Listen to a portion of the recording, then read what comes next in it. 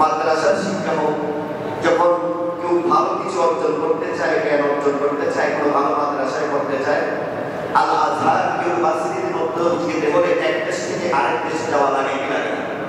এটা আল্লাহ হুকুম করে বলেছেন, বান্দারে তোমাদের প্রত্যেকটা সমাজ থেকে এমন কিছু লোক বের হয়ে যাবে, আমি আল্লাহর ভয়ে এই কথা তোমাদের কাছে বলবে, বলনা সুবহানাল্লাহ। তারা ইলম অর্জন করিয়া আসিয়া সম্প্রদায়ের লোকদেরকে আল্লাহর আযাবের কথা শিখাইবে, জোরে জোরে করে সুবহানাল্লাহ। আল্লাহর আযাব আছে না নাই? আপনারা খুশি হবেন?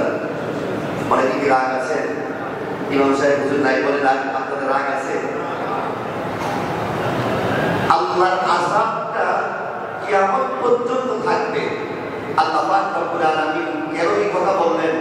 বান্দা গুনাহ করে যাচ্ছে একের পর এক, বান্দার ক্ষতি বান্দা নিজেই কামাই করে যাচ্ছেন। আল্লাহ বলেন, বান্দারে আমি আল্লাহ যে আযাব দিব, তোমাদের থেকে যারা ইলম অর্জন করবে, জ্ঞান অর্জন করবে, তারা তোমাদের কাছে এসে বলে দিবে যে আমি আল্লাহর আযাবের কথা বললাম। আল্লাহু আকবার।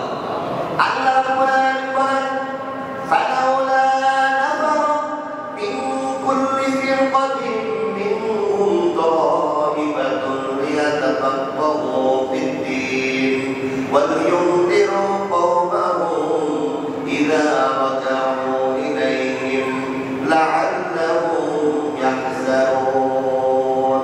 আল্লাহ রাব্বুল আলামিন বলেন, তোমাদের সমাজ হইতে এরকম লোক ইলম অর্জন করার জন্য কেন বাইরে হয়ে যাচ্ছে না?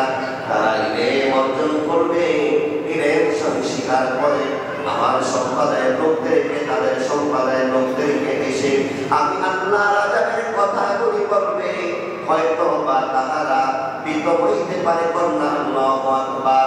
হে দুনিয়ার মুসলমান, আল্লাহ বলেন, আমি আল্লাহ দুনিয়া সাজাইলাম, আসমান আমি আল্লাহ বানাইলাম, কোন ফায়াকুন হইলাম, জমিন আমি আল্লাহ বানাইলাম, কোন ফায়াকুন হইলাম, ফেরেশতাও আমি আল্লাহ বানাইলাম, কোন ফায়াকুন হইলাম। কিন্তু আমার বান্দাদেরকে আমি আল্লাহ কোন ফায়াকুন হইলাম বানাই নাই, আমি আল্লাহ খলাকতু বানাইছি।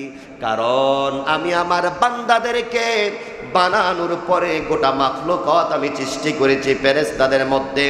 আমি আল্লাহ হুকুম করেছি, আল ফেরেশতারা রে যাও আমার সৃষ্টির মধ্যে সব কিছু তোমরা বানাইবে। মানুষদের সব কিছু বানানোর পরে এই চেহারাটা বানানোর সুযোগ হবে না। কন্যা আল্লাহু আকবার। আল্লাহ জানায় দেয়, ফেরেশতা আমার বান্দার সব কিছু বানাইবে, কিন্তু এই চেহারাটা আর কপালটা বাকি রাখবে। কন্যা সুবহানাল্লাহ। এটা কার হুকুম? জোরে কোন, কার হুকুম? আল্লাহ বলেন, ফেরেশতারা ডাক দিয়া কয়, আল্লাহ হাত বানাইলা, পা বানাইলা, মাথা বানাইলা, সব বানাইলা, আমাদের মধ্যে হুকুম করলা, সব আমরা সৃষ্টি করলাম, বানাইলাম, তুমি আল্লাহ হুকুম করেছ, তোমার হুকুমের কাছে আমরা হুকুমের কাঁচাকর হইয়া সব কিছু বানাইলাম, কিন্তু বান্দার চেহারা কেন বানাইতে দিলা না? আল্লাহ ডাক দিয়া কয়, ফেরেশতারে যাই না রাখ, আমার বান্দাগুলি বড় দামি হবে, আমার বান্দাগুলি সম্মানিত হবে। এই শরীরের মধ্যে এমন একটা জায়গা থাকবে রে, এই জায়গার বড় দাম, ওই জায়গা দিয়া আমি আল্লাহর কুদরতি পায়ে সিজদা দিবে। কন্যা সুবহানাল্লাহ। আমরা কারে সিজদা দেই? আরো জোরে কোন, কারে সিজদা দেয়? চকবাজারের মুসল্লি ভাই বাবারা রে, আল্লাহ ডাক দিয়া কয়, ফেরেশতারা রে দুনিয়ার সব কিছু বানাইলেও আমার বান্দার কপালটা আর চেহারাটা বানাইতে পারবা না। কারণ আমি আল্লাহ নিজ কুদরতি হাত দিয়া আমার বান্দার কপালটা আমি আল্লাহ বানাইব। কন্যা সুবহানাল্লাহ। ফেরেশতা ডাক দিয়া কয়, আল্লাহ কেন বানাইবেন?